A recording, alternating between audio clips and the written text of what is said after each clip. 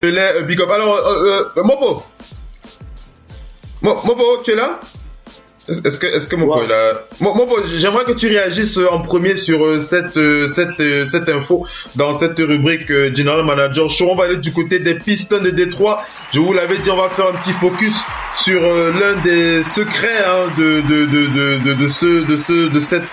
cette superstar des joueurs de Détroit, Tobias Harris. On va un peu donner quelques raisons pour expliquer un peu pourquoi est-ce qu'il est autant efficace, notamment en attaque. Notamment précisément Tobias Harris. Donc Mopo, tu réagis en premier, après on écoute Missy et le doc. Alors on rappelle que les Pistons sont à 10 victoires pour 3 défaites, 10 victoires pour 3 défaites. D'ailleurs, je sais pas si quelqu'un peut regarder le classement des Pistons là pour voir. Ils sont deuxième ou premier? Regardez un peu. Boston, je pense. Ils sont derrière, ils sont deuxième, deuxième. Voilà, le match de l'autre jour, c'est premier. Ils étaient premiers, voilà. Donc 10 victoires, 3 défaites pour les Pistons de Détroit. On rappelle donc que s'ils ont autant de succès, on rappelle que l'un des artisans de ce succès, c'est donc Tobias Harris. Et on rappelle que Tobias Harris qui tourne actuellement à 19,7 points par match. Mais au-delà de cette statistique au niveau de ses points, c'est son pourcentage au tir qui s'est terriblement amélioré, on va dire ça comme ça, au niveau de son pourcentage au tir. Alors vous allez comprendre pourquoi je dis ça. Alors son pourcentage au tir son pourcentage au tir à 3 points, voilà, il faut préciser, c'est à 3 points, c'est le pourcentage au tir à 3 points. Alors son pourcentage au tir en carrière, ça c'était l'année dernière qu'on avait encore cette stat, était de 34,3% à 3 points et cette saison, ça c'est son pourcentage en carrière, et cette saison il tourne à 49,3% au tir à 3 points. C'est beaucoup, non, Mopo, c'est de 34 à 49. Ça fait une grosse marge. Alors pour préciser, parce que les médias l'ont interrogé par rapport à cette énorme évolution, cette amélioration incroyable.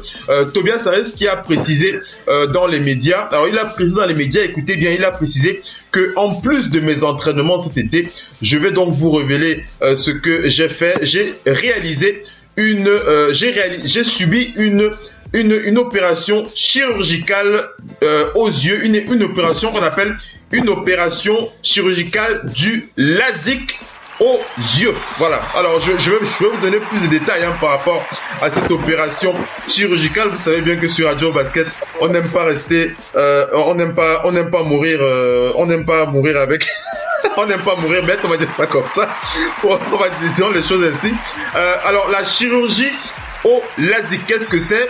Alors on va préciser que la chirurgie au LASIK, elle est destinée prioritairement aux personnes atteintes de myopie. C'est les personnes atteintes de myopie qui subissent cette intervention au LASIK. On rappelle que c'est lorsque les personnes myopes ont une vision floue pour les objets qui sont de loin, puisque la focalisation des images se fait en avant de la rétine. Et on va rappeler que le LASIK est une technique de chirurgie réfractive cornéenne couramment pratiquée pour corriger donc la vision des myopes, pour corriger la vision des hypermétropes, et aussi on utilise principalement le laser pour corriger ce problème aux yeux, le laser. Et pourquoi l'utilisation du terme LASIK? On va en apprendre beaucoup ce soir. Le LASIK qui correspond à l'anacronyme de laser in situ kératomyésis. On prend la blouse du docteur ce soir pour expliquer un peu l'amélioration. Alors, globalement, on précise qu'il s'est fait opérer des yeux. C'est plus simple comme ça. Le Doc Onpi. Mopo d'abord, avant que Missy et le Doc Onpi réagissent. Mopo, Ouais, il est passé de 37, de 34% à 49% au tir à 3 points. Donc, il a les yeux pleinement devant son objectif cette saison. Non, oui, je pense pas que c'est l'opération. Hein, c'est plus aussi, il ne faut pas oublier. J'étais toujours précisé. Quand tu es dans l'opération. Quand tu passes de 37 à 49, c'est pas rien. Hein. C'est pas rien. Donc tu veux pas dire qu'on a greffé un regard de tireur dans ses yeux? Non, c'est pas ce que j'ai dit. C'est pas ce que j'ai dit. L'information que j'ai donnée, c'est qu'il s'est fait opérer des yeux. Voilà. Et en plus de cela, j'ai ajouté qu'il s'est beaucoup entraîné cet été. Donc j'ai pas parlé que de ça, mais je voulais quand même préciser que c'est un élément quand même à ne pas négliger. Rappelle-toi que André Drummond au Piston de Détroit, lui, il souffrait d'un problème de respiration la saison dernière.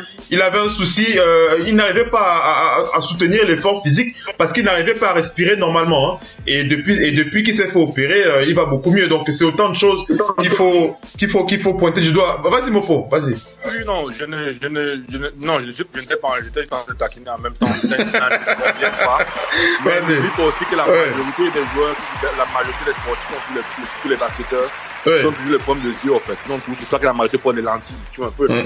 Tu regardes bien, tous ces gars, quand ils sont au terrain, ils sont d'enlever les lentilles parce qu'en fait, quand tu travailles et en plus quand tu joues trop sur les projecteurs, il y a la sueur, il y a le reflet de la lumière et tout ça. Ça affaiblit ta cornière, tu vois un peu, non? Et je sais faire bien, c'est le truc qu'il y a même voulu, mais ça te crée quand même cela. Et en même temps, comme je viens de te préciser tout à l'heure, un gars un peu talent, il est placé dans une position de leader, là, il peut exceller. Et Tabaz Harry, c'est un gars qui depuis la NBA était placé depuis même le lycée. Il a été dans des positions où il était un leader, donc quelqu'un qui vient donner quelque chose, une plus-value. Mais n'oublions pas que c'est pas ta première team en NBA et tout un peu, non? Bien sûr. Et tout. Donc je pense à gars, il a fait une bonne lancée. C'est lui qui l'a fait l'enfant. On espère qu'il monte les playoffs. Ok. Missy, comment tu réagis, Missy, après le doc, pardon? Oui, après, bon, ça peut aider, mais c'est aussi tout l'environnement qu'il y a à prendre en compte. Hein. Bien sûr. Les coéquipiers, quand ils jouent eux aussi un peu mieux, le jeu qui s'améliore. André Drummond, quand il y avait le match NBA Afrique, on avait déjà vu bien son avantage. Et puis le fait qu'il mette ses lancers francs, on dit aussi. Il y a plein, l'arrivée de Bradley, il y a énormément de facteurs à prendre en compte. Et c'est une équipe où le ballon circule. Oui, effectivement. De toute façon, les meilleures équipes actuelles, celles qui sont le mieux classées. Le mieux classé, oui. C'est celles qui se font les passes. Bien sûr. C'est un aspect aussi à prendre en compte. Hein. Oui. Il y a beaucoup d'autres aspects qu'il faut prendre en compte. On voit aussi cette équipe de Détroit très à son avantage. Bien sûr. Voilà. Le Doc NP, Tobias Harris aussi, qui est vraiment pas mal avec les Pistons de Détroit. Son opération aux yeux qu'il a aussi bien aidé aussi. Ouais. Effectivement, non, c'est juste beaucoup de belles histoires, des mecs à qui on donne plus de responsabilités et qui montrent que en fait, depuis le temps qu'ils sont là, ils jouent les role players ou les lieutenants, mais que quand ils ont un peu plus de responsabilités, ils les assument. Quoi. Donc, c'est ce qu'on dit, hein, c'est beaucoup de joueurs NBA. Je te rappelle qu'on parlait des Cavs, où je disais que ma seule inquiétude, c'est que des joueurs dits élites se retrouvent à cirer et qu'au moment de la vérité, et on leur redemande subitement de prendre les choses en main, c'est jamais évident. Hein. Moi, je vois dans le garbage time, c'est tellement laid à voir. Pourtant, ce sont des joueurs qui sont tellement au-dessus de nous, simples humains basketteurs. Ils sont tellement au-dessus à la base. Mais à force d'être tireurs de banc, au garbage time, il faut les voir rentrer. Ils font n'importe quoi. C'est tellement laid à voir. Tu te demandes même s'ils ont le niveau NBA. mais ce genre de gars, tu leur donnes des responsabilités un peu plus. Ouais. Et s'ils travaillent pour honorer ses responsabilités, tu vas être surpris que tu vas être surpris que ce sont des mecs produire. Il va produire. C'est une belle histoire, quoi. C'est une belle histoire. Vous êtes bien sur Radio Hors Parquet. la radio qui vous parle de NBA, la radio qui vous écoute. Basketball, c'est mieux à la radio.